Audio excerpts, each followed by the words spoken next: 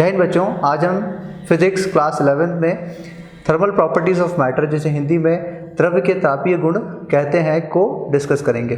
बच्चों, हम अपनी डेली लाइफ में किसी भी बॉडी की हॉटनेस या कोल्डनेस निकालने के लिए दो शब्दों का इस्तेमाल करते हैं, जो है ऊष्मा और ताप, जिसे इंग्लिश में टेम्परेचर और हीट कहते हैं। इसमें ऊष्मा और ताप में एक इफेक्ट होता है और दूसरा उसका कॉज होता है। ये इसको हम इस तरह से भी समझ सकते हैं, ऊष्मा और ताप में एक कारण होगा और दूसरा उसका प्रभाव होगा। बच्चों, जैसा कि हम जानते हैं, सभी सब्सटेंसेस मॉलिक्यूल से मिलकर बने होते हैं और सारे मॉलिक्यूल्स एक दूसरे के ऊपर इंटरनल फोर्स ऑफ अट्रैक्शन लगाते हैं। इस इंटरनल फोर्स ऑफ अट्रैक्शन के कारण उन मॉलिक्यूल्स के बीच में एक इंटरनल पोटेंशियल एनर्जी होती है। इसी प्रकार हमने ये भी पढ़ा हुआ है कि सारे मॉलिक्यूल्स अपनी एक्सिस पे वाइब्रेट करते हैं या मूव करते हैं।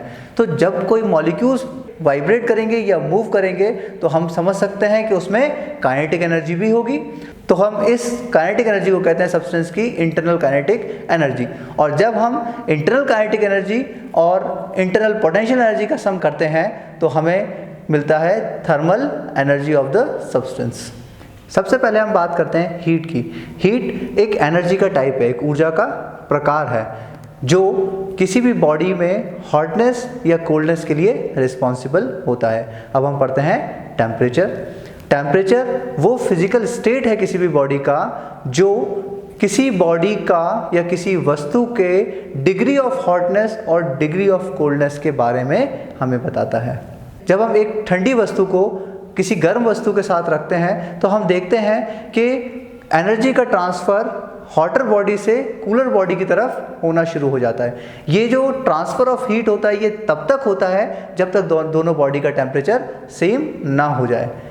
इसलिए हम ये कह सकते हैं कि दो बॉडी में टेम्परेचर डिफरेंस होने के कारण हीट जो होती है वो हॉटर बॉडी से कूलर बॉडी की तरफ फ्लो करना शुरू कर देती है। अब हीट, जैसा कि हमने पढ़ा, हीट एक एनर्जी है, तो इसकी यूनिट क्या होगी? जूल होगी। और इसका डायमेंशनल फॉर्मूला होगा mL/T-2, जो एनर्जी का डायमेंशनल फॉर्मूला होता है। अब एक यूनिट जो हम अक्सर यूज़ करते हैं अपनी डे टू डे लाइफ में, वो होती है कैलोरी। यूजुअली अपन एक वर्ड यूज़ करते हैं कैलोरी, कितनी कैलोरी बर्न करी आज आपने एक्सरसाइज करके। तो कैलोरी क्या होता है फिर? जब ये एनर्जी, तो कैलोरी क्या होता है? कैलोरी जो है वो भी एक एनर्जी की ही यूनिट है। कैलोरी को हम इस तरह से समझ सकते हैं, 1 ग्राम वाटर को 14.5 डिग्री सेल्सियस से 15.5 डिग्री सेल्सियस तक टेम्परेचर बढ़ाने में, मतलब 1 डिग्री सेल्सियस टेम्परेचर इंक्रीज करने में जो एनर्जी रिक्वायर्ड होती है उसे हम 1 कैलोरी कहते हैं, जो लगभग 4.2 जूल के बराबर होती है। अब हम बात करते हैं टेम्परेचर की। टेम्परेचर, जैसे हमने फंडामेंटल क्वांटिटीज पढ़ी थी, लेंथ, मास, टाइम, उसके बाद जो हमने पढ़ा था वो था टेम्परेचर। टेम्परेचर एक फंडामेंटल क्वांटिटी होती है, इसकी ऐसा यूनिट होती है केल्विन, जिसको हम कैपिटल के से डिनोट करते हैं। अब हमारे सामने एक प्रश्न आता है, हम किसी भी बॉडी के टेम्परेचर को किस तरह फाइंड करें? किसी भी बॉडी के टेम्परेचर को फाइंड करने के लिए हम थर्मामीटर का यूज़ करते हैं। तो थर्मामीटर क्या है? थर्मामीटर वो डिवाइस है जिसकी हेल्प से हम किसी भी बॉडी के टेम्परेचर को फाइंड कर सकते हैं। थर्मामीटर की मदद से टेम्परेचर को फाइंड करने के लिए हम दो फिक्स पॉइंट रखते हैं। पहला फिक्स पॉइंट वाटर का फ्रीजिंग पॉइंट होता है और दूसरा फिक्स पॉइंट वाटर का बॉइलिंग पॉइंट होता है। इन फिक्स पॉइंट्स को हम लोअर फिक्स पॉइंट और अपर फिक्स पॉइंट भी कहते हैं। अब जैसा कि हमें मालूम है, हमने लेंथ पढ़ा था और लेंथ में भी काफ़ी स्केल देखे थे। हमने मीटर स्केल देखे थे, वर्नियर कैलिपर्स देखा था, लैंड स्केल देखा था। तो ये बहुत सारे स्केल्स पढ़े थे। इसी तरह से टेम्परेचर को नापने के लिए भी बहुत सारे स्केल्स होते हैं। सबसे पहला स्केल इसमें हम पढ़ेंगे वो होगा सेल्सियस स्केल, या इसको हम सेंटीग्रेड स्केल भी कहते हैं। इसको सबसे पहले डिज़ाइन किया था साइंटिस्ट सेल्सियस ने 1710 में। इसमें इन्होंने वाटर के फ्रीजिंग पॉइंट को 0 डिग्री सेल्सियस माना था और वाटर के बॉइलिंग पॉइंट को 100 डिग्री सेल्सियस माना था। इसके साथ साथ इन्होंने वाटर के फ्रीजिंग पॉइंट को और वाटर के बॉइलिंग पॉइंट को 100 डिवीजन्स में डिवाइड किया था। इसके बाद जो साइंटिस्ट थे वो थे गैब्रिएल फ़ारेनहाइट, जिन्होंने फ़ारेनहाइट स्केल को डिज़ाइन किया था। इस स्केल में इन्होंने फ्रीजिंग पॉइंट को 32 डिग्री फ़ारेनहाइट माना था और वाटर के बॉइलिंग पॉइंट को इन्होंने 212 डिग्री फ़ारेनहाइट माना था। और इन्होंने फ्रीजिंग पॉइंट और बॉइलिंग पॉइंट के बीच में नंबर ऑफ डिविजन्स जो दिए थे वो थे 180। इन्होंने फ्रीजिंग पॉइंट को और बॉइलिंग पॉइंट को 180 डिविजन्स में डिवाइड किया था। इसके बाद जो साइंटिस्ट थे उन्होंने 1730 में एक और स्केल डिज़ाइन किया। इस स्केल का नाम था रेमर स्केल। इसमें इन्होंने वाटर का फ्रीजिंग पॉइंट 0 डिग्री रेमर पे रखा था और वाटर का बॉइलिंग पॉइंट 80 डिग्री रेमर पे रखा। इससे हम समझ सकते हैं कि इन्होंने वाटर के फ्रीजिंग पॉइंट और बॉइलिंग पॉइंट को 80 डिविजन्स में डिवाइड किया था। इसके बाद जो स्केल हम पढ़ेंगे वो है केल्विन स्केल, जिसको लॉर्ड केल्विन ने डिज़ाइन किया था। इन्होंने वाटर का फ्रीजिंग पॉइंट 273.15 केल्विन बताया था और इसका बॉइलिंग पॉइंट 373.15 केल्विन बताया था। इसी तरह इन्होंने भी सेल्सियस स्केल की तरह वाटर के फ्रीजिंग पॉइंट और वाटर के बॉइलिंग पॉइंट को 100 डिविजन्स में डिवाइड किया था। अब बच्चों, आपके मन में एक प्रश्न आ रहा होगा, हम किस तरह एक स्केल को दूसरे स्केल में कन्वर्ट करें। जैसे हम सेंटीमीटर को मीटर में कन्वर्ट करते थे, मीटर को मिलीमीटर में कन्वर्ट करते थे। तो इसके लिए एक फॉर्मूला मैं आपको बताता हूँ जो क्या करता है, एक स्केल से दूसरे स्केल में कन्वर्जन करता है। सबसे पहले हम बात करते हैं सेल्सियस स्केल की। सेल्सियस स्केल में हम जो टेम्परेचर को कन्वर्ट करना है उसको लिखते हैं अपने C, और इसमें हम लिखेंगे इसका फ्रीजिंग पॉइंट जो होगा 0, और इसमें टोटल नंबर ऑफ डिविजन्स। हमें मालूम है सेल्सियस स्केल में टोटल नंबर ऑफ डिविजन्स कितने हैं यहाँ 100, तो इसको डिवाइड कर देंगे अपन 100 से इक्वल्स टू। अब हम बात करते हैं इसके बाद फ़ारेनहाइट स्केल की। फ़ारेनहाइट स्केल में हम जिस टेम्परेचर को कन्वर्ट करना चाहते हैं उसको हम F की जगह रख देंगे माइनस, इसमें फ़ारेनहाइट स्केल में इसका फ्रीजिंग पॉइंट होता है 32 degree Fahrenheit upon total number of divisions जो यहाँ पर होते हैं 180। इसके बाद हम बात करते हैं रेमर स्केल की। रेमर स्केल में फ्रीजिंग पॉइंट होता है 0 रेमर और इसके अंदर टोटल नंबर ऑफ डिविजन्स जो होते हैं वो होते हैं 80। इसी प्रकार हम बात करते हैं केल्विन स्केल की। तो केल्विन स्केल में जिस टेम्परेचर को हमें कन्वर्ट करना है उसको हमने K रखा माइनस, इसके अंदर फ्रीजिंग जो पॉइंट होता है वो होता है 273.15, जिसको हम राउंड ऑफ करके 273 केल्विन ले लेते हैं, और इसके अंदर भी जो नंबर ऑफ डिविजन्स होते हैं वो होते हैं 100। तो इसमें हमें कभी भी किसी भी स्केल को किसी दूसरे स्केल में कन्वर्ट करना है तो हम इस फॉर्मूले की मदद से कर सकते हैं। अब हम एक न्यूमेरिकल करेंगे जिसमें हम एक स्केल से दूसरे स्केल में यूनिट को कन्वर्ट करना सीखेंगे। जैसा कि आप क्वेश्चन में देख रहे हैं, हमें एक ऐसा टेम्परेचर देखना है जिसमें सेल्सियस स्केल और फ़ारेनहाइट स्केल की रीडिंग क्या हो, सेम हो।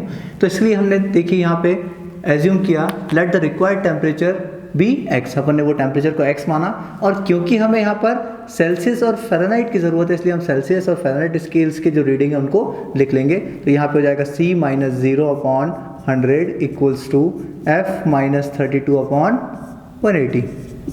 इसके बाद हमने यहाँ रिक्वायर्ड टेम्परेचर लिया है वो x लिया है, तो यहाँ पर हम C की जगह भी एक्सपुट कर देंगे और F की जगह भी एक्सपुट कर देंगे। तो यहाँ पर हो जाएगा x/100 equals to x minus 32/180। यहाँ पर हम 0 से 0 को कैंसिल कर सकते हैं। यहाँ पर देखिए 2 5 = 10, 2 9 = 18। इसको फिर से सॉल्व करेंगे तो क्या आ जाएगा, x/5 equals to x minus 32/9। अब इसका क्रॉस मल्टीप्लाई करने पर हमें मिलेगा 9x इक्वल्स टू 5 का मल्टीप्लाई करेंगे हम राइट साइड में 5x माइनस 160। अब 5x को ट्रांसपोज करेंगे x की वैल्यू निकालने के लिए, तो ये हो जाएगा 9x minus 5x equals to minus 160। अब इनको सॉल्व करने पर हमारे पास वैल्यू आएगी 4x इक्वल्स टू माइनस 160, और 4 को जब हम ट्रांसपोज करेंगे तब हमें वैल्यूज़ मिलेगी x equals to minus 160/4 that is minus 40 degree Celsius. तो ये टेम्परेचर पे फ़ारेनहाइट स्केल और सेल्सियस स्केल दोनों की रीडिंग क्या होगी, सेम होगी। ये बहुत इंपॉर्टेंट क्वेश्चन है बच्चों, इसको अच्छे से करिएगा। ये क्वेश्चन अक्सर एग्जाम में कॉम्पिटिटिव एग्जाम्स में भी पूछे जाते हैं।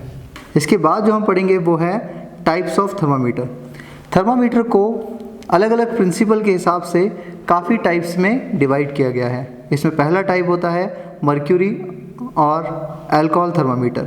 ये थर्मल एक्सपेंशन पे काम करता है। जैसे जैसे हीट बढ़ती है वैसे वैसे जो मर्क्यूरी और अल्कोहल होता है वो एक्सपेंड होता है। तो उस प्रिंसिपल पे ये काम करता है। इसकी रेंज होती है -30 डिग्री सेल्सियस से 300 डिग्री सेल्सियस तक। दूसरे टाइप के थर्मामीटर होते हैं gas thermometer. Gas thermometer basically दो प्रिंसिपल्स पे काम करते हैं। पहला होता है कांस्टेंट वॉल्यूम गैस थर्मामीटर। इसमें हम वॉल्यूम को कांस्टेंट रखते हैं और अपन को मालूम है अगर हम किसी भी थर्मामीटर की वॉल्यूम को कांस्टेंट रखेंगे और टेम्परेचर बढ़ाएंगे तो इसमें प्रेशर इंक्रीज़ होगा। तो यहाँ पर टेम्परेचर बढ़ाने से प्रेशर इंक्रीज़ होता है और उससे हम लोग किसी भी बॉडी का टेम्परेचर नाप सकते हैं। इसी का दूसरा पार्ट होता है कांस्टेंट प्रेशर गैस थर्मामीटर। इसमें हम प्रेशर को कांस्टेंट करते हैं और वॉल्यूम को एक्सपेंड होने देते हैं टेम्परेचर के रिस्पेक्ट में। इसकी जो रेंज होती है वो हाइड्रोजन गैस के लिए -200 डिग्री सेल्सियस से 500 डिग्री सेल्सियस तक होती है और नाइट्रोजन के लिए ये हो जाती है 1500 डिग्री सेल्सियस तक। अगला थर्मामीटर अपना है प्लैटिनम रेजिस्टेंस थर्मामीटर। जैसा कि हमें मालूम है टेम्परेचर बढ़ाने से रेजिस्टेंस की वैल्यू बढ़ती है। ये इसी प्रिंसिपल पर काम करता है। इसकी रेंज जो होती है वो -200 डिग्री सेल्सियस से 1200 डिग्री सेल्सियस तक होती है। नेक्स्ट टाइप का जो थर्मामीटर है वो है थर्मो इलेक्ट्रिक थर्मामीटर, जो सीबैक इफेक्ट पर काम करता है। टेम्परेचर बढ़ने से थर्मो ईएमएफ भी इंक्रीज़ होता है। यही इसका प्रिंसिपल है। इसकी रेंज जो होती है वो -200 डिग्री सेल्सियस से 1600 डिग्री सेल्सियस होती है। नेक्स्ट टाइप का थर्मामीटर है रेडिएशन थर्मामीटर, जो स्टीफेंस लॉ पे काम करता है। जैसा कि हमें मालूम है जब किसी ब्लैक बॉडी का टेम्परेचर बढ़ता है तो वो रेडिएशंस को इमिट करता है। यही इसका प्रिंसिपल है। यही हमें स्टीफेंस लॉ में बताया गया था। इसकी रेंज होती है 800 डिग्री सेल्सियस से 4000 डिग्री सेल्सियस। और अगला अपने पास थर्मामीटर का टाइप है वो है वाटर वेपर थर्मामीटर, जो सैचुरेटेड वाटर वेपर प्रेशर पे काम करता है। इसकी रेंज -270 डिग्री सेल्सियस से -150 डिग्री सेल्सियस तक होती है। इस थर्मामीटर का यूज़ हम बेसिकली बहुत कम टेम्परेचर्स को नापने के लिए करते हैं। इसके बाद हमारा टॉपिक है ऊष्मीय प्रसार या थर्मल एक्सपेंशन। जैसा कि हमें मालूम है जब भी हम किसी सब्सटेंस को हीट करते हैं या फिर किसी सब्सटेंस का टेम्परेचर बढ़ाते हैं तो उसके डायमेंशंस में भी क्या होता है, चेंजेस आते हैं। मतलब हम कह सकते हैं उसके वॉल्यूम में एक्सपेंशन होता है, उसके लेंथ में एक्सपेंशन होता है या फिर उसके क्षेत्रफल में एक्सपेंशन होता है। तो इसीलिए हम एक्सपेंशन को 3 कैटेगरी में डिवाइड करते हैं। पहला होता है उसमें रेखीय प्रसार, जिसको हम इंग्लिश में कहेंगे लीनियर एक्सपेंशन। जब किसी वस्तु में हीट देने पर उसकी लंबाई बढ़ती है तो उसे हम कहते हैं लीनियर एक्सपेंशन। और अगर हम किसी वस्तु को हीट दें और हीट देने से उसके सरफेस एरिया में चेंजेस आ रहे हैं, सरफेस एरिया बढ़ रहा है, तो उसे हम कहेंगे सुपरफिशियल एक्सपेंशन या फिर क्षेत्रीय प्रसार। और अगर टेम्परेचर बढ़ाने से किसी सब्सटेंस के वॉल्यूम में चेंजेस आते हैं, वॉल्यूम एक्सपेंड होता है, तो उसे हम कहेंगे उस सब्सटेंस का वॉल्यूम एक्सपेंशन। इसी प्रकार जिस प्रकार हमने एक्सपेंशंस पढ़े, इसी प्रकार हम पढ़ेंगे कॉफिशिएंट ऑफ एक्सपेंशंस, जिसको हम प्रसार गुणांक भी कहते हैं। जैसा कि हमें मालूम है सब्सटेंस में 3 प्रकार से एक्सपेंशन होता है, इसलिए हमारे जो एक्सपेंशन कॉफिशिएंट होते हैं वो भी 3 टाइप के होते हैं। पहला कॉफिशिएंट ऑफ लीनियर एक्सपेंशन, दूसरा कॉफिशिएंट ऑफ सुपरफिशियल एक्सपेंशन और तीसरा coefficient of volume expansion. Coefficient of linear expansion में जो कंडक्टर है उसकी लेंथ एक्सपेंड होती है और अब हम इसको ही डिस्कस करते हैं। सबसे पहले हम डिस्कस करते हैं यहाँ कॉफिशिएंट ऑफ लीनियर एक्सपेंशन। किसी यूनिट लेंथ की रॉड का टेम्परेचर 1 डिग्री सेल्सियस बढ़ाने पर उसकी लेंथ में जो चेंज आता है उसे हम कहते हैं सब्सटेंस का कॉफिशिएंट ऑफ लीनियर एक्सपेंशन। इसमें हमने L माना रॉड की इनिशियल लंबाई और डेल L यहाँ पे हमने रखा लेंथ में एक्सपेंशन, डेल T टेम्परेचर होने के बाद, डेल T टेम्परेचर चेंज होने के बाद, और अल्फा यहाँ पे हमने माना कॉफिशिएंट ऑफ लीनियर एक्सपेंशन। अब हम देखते हैं यहाँ पर जितना ज़्यादा लेंथ होगी किसी भी रॉड की उतना ज़्यादा लेंथ में चेंज आएगा। पहला ऑब्जर्वेशन हमने यहाँ देखा। दूसरा ऑब्जर्वेशन हमने देखा कि जितना ज़्यादा हम टेम्परेचर बढ़ाएंगे उस रॉड का उतना ज़्यादा एक्सपेंशन होगा। तो हमारे पास ये 2 ऑब्जर्वेशंस आए। इन दोनों ऑब्जर्वेशंस को जब हम कंबाइन करते हैं तो हमें मिलता है del L is directly proportional to L del T। और जैसे ही हम यहाँ पे डायरेक्टली प्रोपोर्शनलिटी का साइन हटाते हैं हमें मिलेगा एक कांस्टेंट अल्फा, जो क्या रिप्रेजेंट करता है कॉफिशिएंट ऑफ लीनियर एक्सपेंशन, जो होगा alpha into L into del T. यहाँ से हम अल्फ़ा की वैल्यू निकालेंगे। अल्फ़ा की वैल्यू यहाँ पर होगी alpha equals to del L upon L del T. अब हम बात करते हैं कोफिशिएंट ऑफ लीनियर एक्सपेंशन की यूनिट की, जिसे रेखीय गुणांक भी कहते हैं। इसमें देखिए यहाँ पर डेल एल यानी चेंज इन लेंथ, इसकी यूनिट होगी मीटर।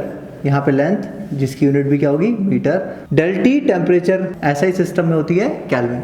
मीटर से मीटर यहाँ कैंसिल हो जाएगा, तो यहाँ पे आपको इसकी यूनिट जो मिलेगी वो मिलेगी केल्विन इनवर्स। अब हम पढ़ते हैं कोफिशिएंट ऑफ सुपरफिशियल एक्सपेंशन। जब किसी unit area of cross section के सब्सटेंस का 1 डिग्री सेल्सियस टेम्परेचर बढ़ाने पर जो उसके सरफेस एरिया में चेंज आता है उसे हम कहते हैं सब्सटेंस का कोफिशिएंट ऑफ सुपरफिशियल एक्सपेंशन। जैसा कि यहाँ पे हमने देखा इनिशियली इस प्लेट का जो सरफेस एरिया था वो S था, इनिशियल सरफेस एरिया S, और टेम्परेचर डेल टी इंक्रीज करने के बाद इसका जो चेंज इन सरफेस एरिया आया वो आया डेल S, और कोफिशिएंट ऑफ सुपरफिशियल एक्सपेंशन यहाँ पे हमने माना बीटा, क्योंकि इसे बीटा से डिनोट करते हैं। अब हमने देखा कि जो चेंज इन सरफेस एरिया है वो डायरेक्टली प्रोपोर्शनल है इसके इनिशियल सरफेस एरिया के। मतलब अगर हम बड़े सरफेस एरिया का कोई सब्सटेंस रखते हैं तो उसमें चेंज ज़्यादा आएगा, और कम सरफेस एरिया के जो सब्सटेंस है उसमें चेंज कम आएगा। तो ये आएगा इक्वेशन फर्स्ट। और दूसरा, change in surface area depend करता है चेंज इन टेम्परेचर पे। अगर हम बहुत ज़्यादा चेंज करेंगे टेम्परेचर को तो हमारा चेंज इन सरफेस एरिया भी बहुत ज़्यादा होगा, और बहुत कम चेंज करने पर बहुत कम सरफेस एरिया चेंज होगा। अब हम जब इन दोनों इक्वेशन को कंबाइन करेंगे तो हमें मिलेगा del S is directly proportional to S into del T. जब भी हम डायरेक्टली प्रोपोर्शनलिटी का साइन लगाते हैं हमें एक कांस्टेंट मिलता है, तो यहाँ पे जो कांस्टेंट मिलेगा वही क्या होगा coefficient of superficial expansion. Del S equals to beta S into del T. यहाँ से हम बीटा की वैल्यू निकाल देंगे। बीटा की वैल्यू होगी del S upon S into del T. अब यहाँ पर जब हम इसकी यूनिट देखते हैं, सरफेस एरिया की यूनिट होगी metre square upon metre square into kelvin, क्योंकि यहाँ पे टेम्परेचर की यूनिट है केल्विन। मीटर स्क्वायर से मीटर स्क्वायर कैंसिल हो जाएगा, इसकी भी यूनिट हमें मिलेगी केल्विन इनवर्स। अगर इसका डायमेंशनल फॉर्मूला हम निकालें तो इसका डायमेंशनल फॉर्मूला होगा m0 L0 T0 kelvin inverse, क्योंकि हमें मालूम है केल्विन भी एक फंडामेंटल क्वांटिटी है, इसलिए यहाँ पर लिखेंगे m0 L0 T0 kelvin inverse. अब हम पढ़ेंगे coefficient of volume expansion. Coefficient of volume expansion को हम इस तरह डिफाइन कर सकते हैं, जब किसी यूनिट वॉल्यूम के सब्सटेंस का टेम्परेचर हम 1 डिग्री सेल्सियस इंक्रीज करें और 1 डिग्री सेल्सियस इंक्रीज करने पर उसके वॉल्यूम में जो चेंज आता है उसे हम बोल सकते हैं कोफिशिएंट ऑफ वॉल्यूम एक्सपेंशन। हमने माना इनिशियली कोई एक सब्सटेंस है जिसका वॉल्यूम V है, और टेम्परेचर चेंज करने के बाद इसका वॉल्यूम जो होता है वो डेल V चेंज हो जाता है। इसके बाद हम देखते हैं कोफिशिएंट ऑफ वॉल्यूम एक्सपेंशन। यहाँ पे हमने माना गामा, क्योंकि हम कोफिशिएंट ऑफ वॉल्यूम एक्सपेंशन को गामा से डिनोट करते हैं। अब हम देखते हैं यहाँ पे जो चेंज इन वॉल्यूम आया, पहले दो एक्सप्रेशन की तरह जो चेंज इन वॉल्यूम आएगा वो इनिशियल वॉल्यूम पे डिपेंड करेगा, जिसको हम इक्वेशन फर्स्ट मानेंगे। दूसरा, जो चेंज इन वॉल्यूम है वो डायरेक्टली प्रोपोर्शनल होगा चेंज इन टेम्परेचर के। ये बिल्कुल सेम सुपरफिशियल एक्सपेंशन और लीनियर एक्सपेंशन की तरह ही है। हम फिर से क्या करेंगे, दोनों इक्वेशन को कंबाइन करेंगे। दोनों इक्वेशन को कंबाइन करने पर हमें मिलेगा del V is directly proportional to V into del T। यहाँ पे जैसे ही हम डायरेक्टली प्रोपोर्शनलिटी का साइन रिमूव करेंगे, यहाँ पे हमें वापस एक कांस्टेंट मिलेगा जो क्या होगा कोफिशिएंट ऑफ वॉल्यूम एक्सपेंशन होगा। तो यहाँ पे वैल्यू पुट करेंगे, del Y equals to gamma V dot del T. यहाँ से अब गामा की वैल्यू हम निकालेंगे, तो गामा की वैल्यू आएगी change in volume upon original volume into change in temperature. अब यहाँ से हम इसकी निकालते हैं यूनिट और इसका डायमेंशनल फॉर्मूला। जब हम इसकी यूनिट निकालेंगे तो इसकी यूनिट होगी वॉल्यूम की unit metre cube upon metre cube into kelvin. Metre cube से मीटर क्यूब कैंसिल हो जाएगा, और यहाँ पे इसकी यूनिट भी क्या होगी के इनवर्स, यानी केल्विन इनवर्स इसकी यूनिट होगी। इसका डायमेंशनल फॉर्मूला भी m0 L0 T0 K-1 ही होगा। इसके बाद हम देखेंगे relationship between coefficient of linear expansion and coefficient of superficial expansion. Coefficient of linear expansion और कोफिशिएंट ऑफ सुपरफिशियल एक्सपेंशन में हम यहाँ पे अब रिलेशन देखेंगे। इसके लिए हमने माना L जो है वो इनिशियल लेंथ है शीट की, और जब हम टेम्परेचर इसका इंक्रीज करते हैं डेल T, तो इसकी लेंथ जो इंक्रीज होती है वो है डेल L। तो इंक्रीज इन लेंथ होगी डेल L। अब जब ये शीट का टेम्परेचर हमने इंक्रीज नहीं किया था तब इस शीट का एरिया क्या होगा, पहले अपन वो कैलकुलेट करते हैं। तो लिखते हैं इनिशियल एरिया ऑफ शीट जो होगा side into side that is L square, और टेम्परेचर इंक्रीज करने के बाद इसका जो न्यू एरिया है वो हम निकालेंगे अब, जो होगा एल प्लस डेल एल, जो उसकी एक साइड होगी और दूसरी साइड भी क्या होगी एल प्लस डेल एल। जब इसको सॉल्व करेंगे तो हमारे पास एक्सप्रेशन आएगा L square plus 2l del L plus del L का होल स्क्वायर।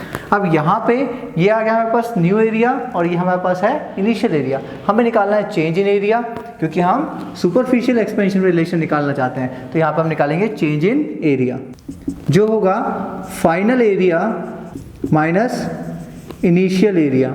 फाइनल एरिया की जगह हम फाइनल एरिया की वैल्यू पुट करेंगे जो है L square plus 2l del L plus del L का होल स्क्वायर और माइनस इनिशियल एरिया जो है एल स्क्वायर। जब इसको सॉल्व करेंगे तो यहाँ देखेंगे एल स्क्वायर से एल स्क्वायर कैंसिल हो जाएगा और हमारे पास एक्सप्रेशन आएगा 2l del L plus del L का होल स्क्वायर।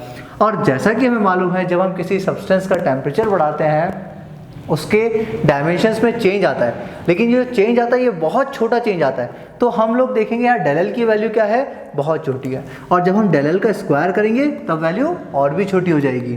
तो हम कह सकते हैं यहाँ पे डेल एल स्क्वायर क्या होगा 0 के बराबर होगा। जब हम ये वैल्यूज को पुट करेंगे तो हमारे पास चेंज इन एरिया जो आएगा, चेंज इन एरिया जो आएगा वो आएगा 2l डेल एल। इसको करते हैं इक्वेशन फर्स्ट। अब हम यहाँ पे हमें मालूम है कोएफिशिएंट ऑफ सुपरफिशियल एक्सपेंशन जो होता है beta equals to del A into del T. अपने थोड़ी देर पहले ही इसको पढ़ा था।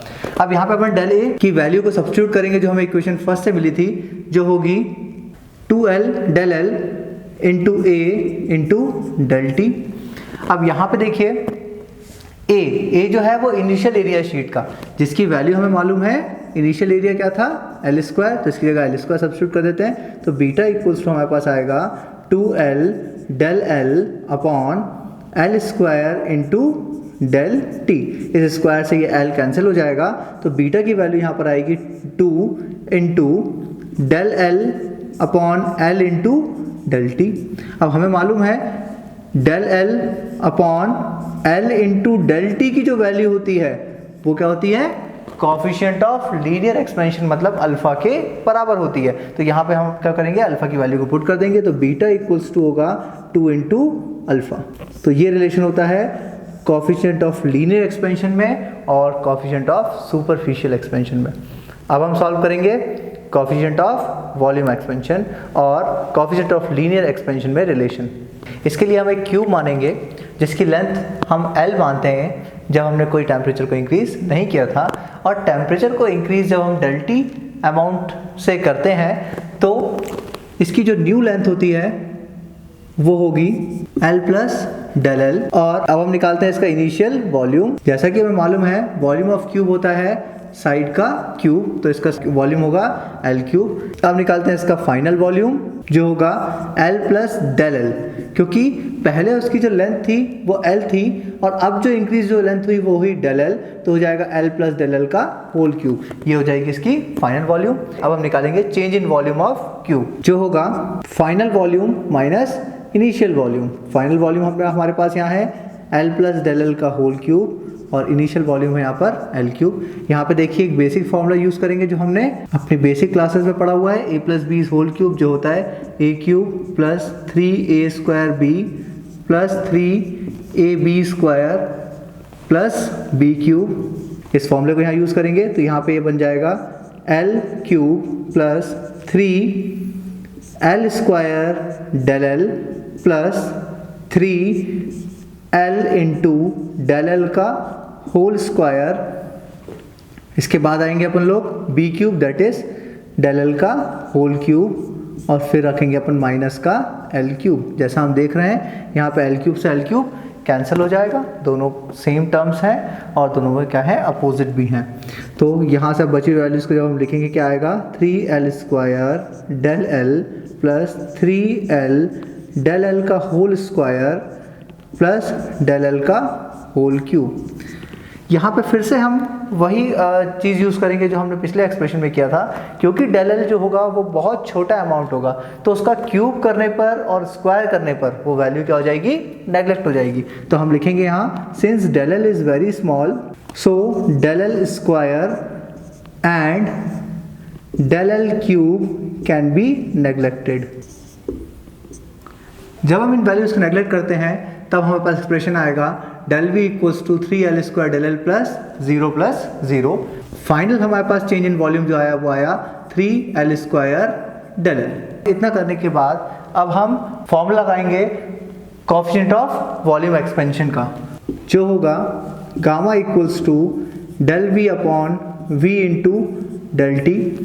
क्योंकि हमें यहाँ पे डेल वी की वैल्यू मालूम है तो इस डेल वी की वैल्यू को यहाँ सब्स्टिट्यूट करेंगे तो हमें मिलेगा 3l square del L upon volume into del T. और हमें मालूम है वॉल्यूम ऑफ क्यूब क्या होता है, लेंथ का क्यूब, तो इस वी की जगह हम एल क्यूब की वैल्यू को सब्स्टिट्यूट कर देंगे तो यहाँ से मिलेगा gamma equals to 3l square del L upon L cube into del T, या एल स्क्वायर से ये क्यूब जो होगा वो कैंसिल हो जाएगा तो गामा इक्वल्स टू हमारे पास फाइनली जो आएगा वो आएगा 3 del L upon L into del T. और हमें मालूम है del L upon L into del T जो होता है वो अल्फा के बराबर होता है, मतलब कोएफिशिएंट ऑफ लीनियर एक्सपेंशन के बराबर होता है। तो हम इसकी जगह ये वैल्यूज़ को सब्स्टिट्यूट कर देंगे तो गामा इक्वल्स टू हमारे पास आएगा 3 अल्फा।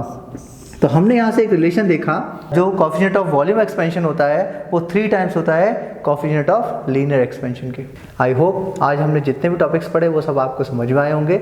अब जो क्वेश्चन स्क्रीन पर दिए हुए हैं वो सब आप लोग सॉल्व कीजिएगा, जो आज अपने टॉपिक्स पढ़े उनके एक प्रॉपर नोट्स बनाइएगा। Thank you.